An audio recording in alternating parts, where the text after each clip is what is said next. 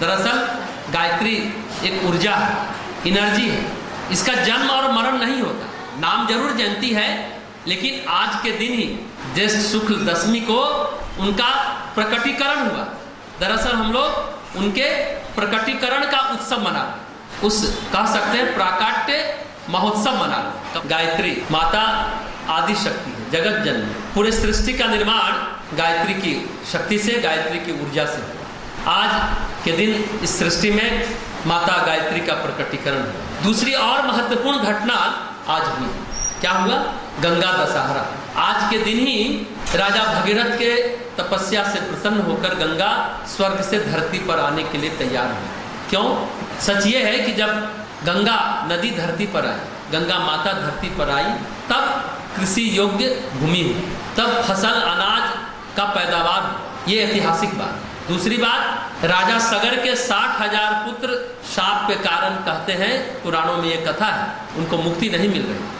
आत्मा उनकी बीच में अटकती रही, भटकती रही, शाप की आग में, ताप में जलते रहे। उनसे मुक्ति के लिए उन्हीं के पीढ़ी में राजा भगीरथ ने कठोर तपस्या की और माता गंगा से अनुनय विनय किया कि आप चलेंगे धरती पर तो हमारे पूर्वजों का त्राण हो, पितृ ऋण से हम उऋण होंगे, मुक्ति पाएंगे। तो उनकी तपस्या से प्रसन्न होकर माता गंगा धरती पर आने के लिए आना स्वीकार की और धरती पर आई और उनके पूर्वजों का त्राण हुआ। ये बातें पुराणों में वर्णित है। एक और महत्वपूर्ण बात है, आज का दिन हम सभी गायत्री परिजनों के लिए बड़ा महत्व। आज के दिन युग ऋषि, वेद मूर्ति, तपोनिष्ठ पंडित श्री राम शर्मा आचार्य, जो हम सभी गायत्री परिजन के आराध्य, हम लोग के गुरुदेव हैं। इस अखिल विश्व गायत्री परिवार के जो पूरे 133 देशों में फैला, उनके सूत्र संचालक आज के दिन ही गायत्री जयंती के अवसर पर गायत्री माता की गोद में अपने इह लीला को समाप्त किया, अपने शरीर का त्याग किया। इसलिए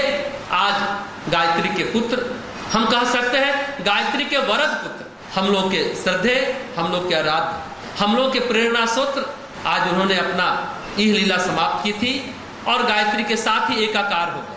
गायत्री मंत्र 1,04,000 ध्वनि तरंग गायत्री मंत्र के उच्चारण से उत्पन्न होता है। इतना किसी मंत्र से नहीं होता, इसलिए इसको क्या कहा जाता है?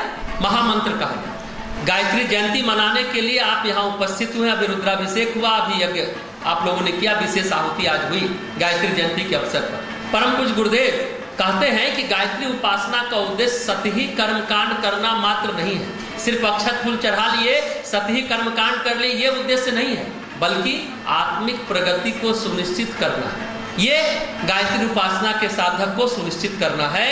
उसका उद्देश्य सतही कर्मकांड करना नहीं है, आत्मिक प्रगति को सुनिश्चित करना। एक बार परम पूज्य गुरुदेव जब शांति कुंज हरिद्वार में थे, दक्षिण भारत से आए हुए सन्यासियों को संबोधित कर रहे हैं। दक्षिण भारत के एक प्रसिद्ध मठ के शंकराचार्य ने अपने सन्यासियों को, बड़े समूह को परम पूज्य गुरुदेव के पास गायत्री जयंती के अवसर पर भेजा था। उस मठ के शंकराचार्य का उद्देश्य था कि ऐसे मनस्वी विद्वान से हमारे सन्यासी मिल सके, ऐसे विद्वान हो, ऐसे तपस्वी हो, ऐसे साधक हो, ऐसे ऋषि हो इस 20वीं शताब्दी में, जो गायत्री से संबंधित हर विधा, हर विज्ञान पर जिसको पारंगत हासिल। इसलिए वो शंकराचार्य जी ने परम पूज्य गुरुदेव के पास अपने शिष्यों को भेजा, अपने सन्यासियों को भेजा।